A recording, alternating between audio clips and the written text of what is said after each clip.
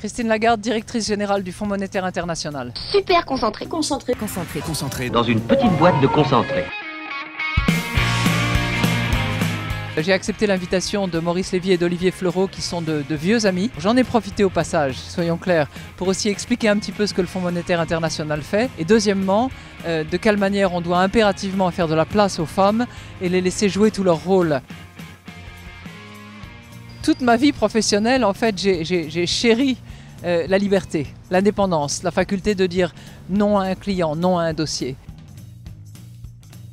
J'ai adoré travailler pour des agences de publicité. Un de mes premiers clients a été Léo Burnett, qui a été ensuite repris d'ailleurs par le groupe Publicis, qui était basé à Chicago. Il y avait des dirigeants qui étaient aussi soucieux de respecter les règles de droit, de se conformer aux règles applicables en matière de publicité mensongère, en matière d'utilisation de la langue française et dans d'autres secteurs.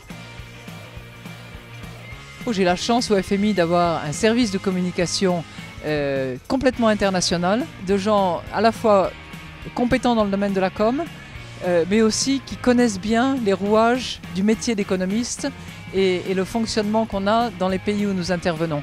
Et j'insiste sur le caractère international parce qu'on doit communiquer en Papouasie-Nouvelle-Guinée, au Nigeria, en Grèce, en Argentine, au Canada, et chaque fois en étant très attentif aux facteurs locaux et en étant honnête vis-à-vis de la mission qu'on remplit.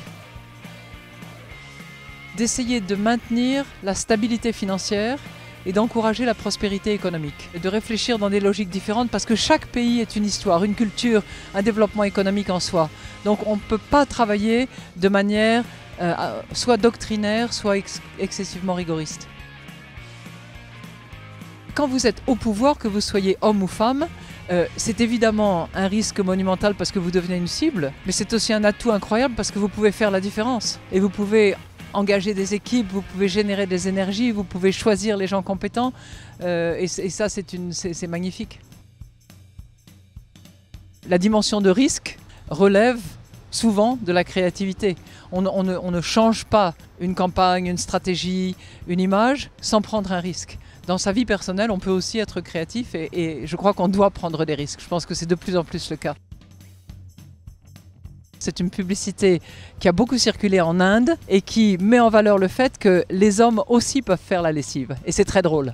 Je trouve que toutes les publicités où on utilise l'humour pour faire passer un message subliminal, c'est magnifique. J'ai travaillé beaucoup sur les logiques de distribution sélective.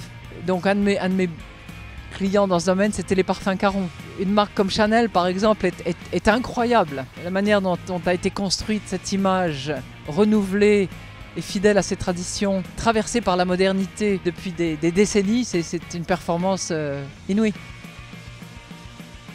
Il faut que ça reste un lieu de rencontre et pas un lieu de show-off.